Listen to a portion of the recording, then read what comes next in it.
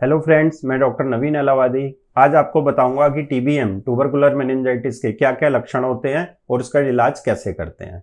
क्योंकि इसमें कौन कौन से टेस्ट करते हैं वो मैंने एक सेपरेट वीडियो बना दिया है। तो शुरू करते हैं आज का ये वीडियो ट्यूबरकुलर मेनिंजाइटिस या टीबीएम के ऊपर या ब्रेन टीबी के ऊपर। तो इसमें जो लक्षण होते हैं मेनली जो पाए जाते हैं वो होता है सिर में दर्द, चक्कर आना, उल्टी आना, आंखों की रोशनी कम होना, बुखार रहना, चाल लड़खड़ाना, गेट डिस्टरबेंस होना, दौरे आना, झटके आना, भूख ना लगना, कमजोरी रहना, ठीक है, खाने पीने का मन ना करना, ये सारे लक्षण इसमें आम देखे गए हैं। तो अगर ये सारे लक्षण हैं तो आप तुरंत अपने डॉक्टर को दिखाएंगे, वो कुछ टेस्ट करेंगे तो फिर कंफर्म करेंगे कि टीबीएम पेशेंट को है। ठीक है। अब टीबीएम में एक ध्यान देने लायक बात यह है कि सबसे खतरनाक टीबी होती है, जितनी भी टीबियां हैं उनमें सबसे डेंजरस टीबी यही होती है। सबसे लंबा कोर्स इसमें चलता है 12 से 18 महीने तक का, और कई बार क्रेनियल नर्व पैल्सी भी हो जाती है। जो हमारी नसें निकलती हैं, जो बॉडी के फंक्शन सारे कंट्रोल करती हैं, hand movement, foot movement, patient की चाल का कंट्रोल करती हैं, ठीक है, विजन वगैरह को कंट्रोल करती हैं, या हमारी जो चीक्स की मूवमेंट होती है, जो मसल्स होती हैं, ये सब क्रेनियल नर्व से या पेरिफेरल नर्व से कंट्रोल होती हैं। कई बार इसकी पैल्सी हो जाती है और पेशेंट का मुंह भी टेढ़ा हो जाता है। कभी कोई हेमीपेरेसिस हो जाती है कि एक साइड लकवा मार जाता है, काम नहीं करता, या फिर पैरों में पैरापेरेसिस हो जाती है कि पेशेंट उठ नहीं पाता, चल नहीं पाता। और इसकी दवाइयों के साइड इफेक्ट्स भी कई बार ज़्यादा होते हैं, क्योंकि हमें स्ट्रेप्टोमाइसिन नाम की दवाई भी कई बार ऐड करनी पड़ती है, और रिजर्व दवाइयाँ भी देनी पड़ती हैं कि अगर एमडीआर टीबी ब्रेन की है तो। ठीक है। तो इसमें दवाई कौन कौन सी देते हैं वो मैं आपको बता देता हूँ। दवाई इसमें वही टीबी की 4 दवाइयाँ हैं जिनके नाम है आइसोनियाजिड, रेफेम्पिसिन, पायरेजिनेमाइड और एथेम्बिटोल। कई बार पेशेंट को क्या होता है कि पायरेजिनेमाइड से टॉक्सिसिटी हो जाती है, लिवर में एंजाइम्स बढ़ जाते हैं, तो पायरिडॉक्सिन बंद करके हमको लीवोफ्लॉक्सासिन देनी पड़ती है।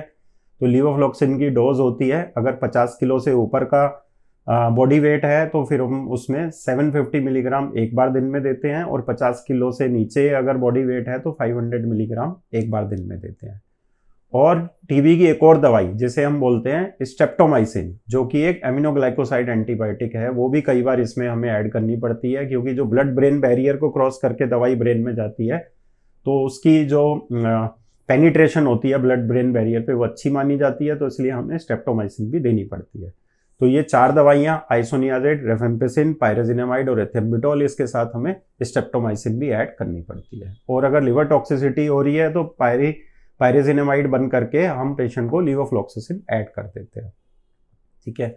और कुछ स्टेरॉइड की दवाइयाँ होती हैं वो टीबीएम में दी जाती हैं। वैसे हम 3 महीने तक स्टेरॉइड की दवाइयाँ देते हैं, लेकिन कई बार हमको पेशेंट को 6 महीने तक, 9 महीने या 12 महीने तक भी स्टेरॉइड की दवाई चलानी पड़ती हैं, जिन पेशेंट में टीबीएम ज़्यादा खतरनाक होता है, क्रेनियल नर्व पैल्सी होती है और ज़्यादा खतरनाक तरीके से टीबीएम प्रेजेंट करता है, या पेशेंट बेड रिडन होता है, रिकवरी नहीं हो रही होती है, एमआरआई रिपीट कराते हैं तो उसमें रिकवरी के साइंस ज़्यादा नहीं आते हैं, तो हमें स्टेरॉइड लंबे समय तक चलाना पड़ता है। स्टेरॉइड की डोज होती है 1 मिलीग्राम पर किलोग्राम बॉडी वेट।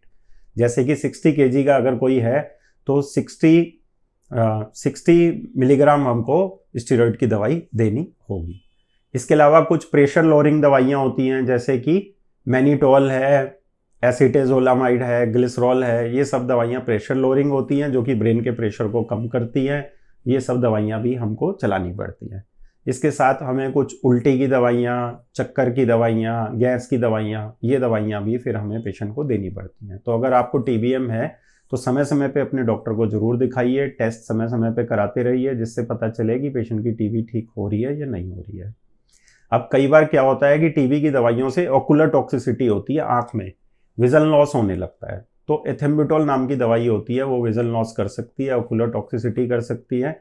और ओकुलर टॉक्सिसिटी कई बार विजन लॉस हमारा टीबीएम में भी होता है, तो ये भी डिफरेंशिएट करना जरूरी हो जाता है। अगर पेशेंट को विजन लॉस है तो ये भी डिफरेंशिएट करना जरूरी हो जाता है कि टीबीएम की वजह से है या फिर टीबी की दवाई के साइड इफेक्ट की वजह से है। तो अगर आपका विजन लॉस भी इसमें है तो तुरंत अपने डॉक्टर की सलाह भी लीजिए। कई बार आई स्पेशलिस्ट को भी हमको दिखाना पड़ता है, तो वो पता लगाते हैं कि हाँ पेशेंट की विजन लॉस क्यों हो रही है। इसके अलावा कुछ एमिनोग्लाइकोसाइड दवाइयाँ होती हैं जो टीबीएम में दी जाती हैं, जैसे मैंने बताया स्ट्रेप्टोमाइसिन है, और कई बार रिजर्व दवाइयों पे भी हमें जाना पड़ता है, जैसे कैनामाइसिन, केप्रियोमाइसिन। ये भी ओकुलर टॉक्सिसिटी करती है और साथ में ये क्या करती हैं कि कई बार किडनी की टॉक्सिसिटी भी करती हैं।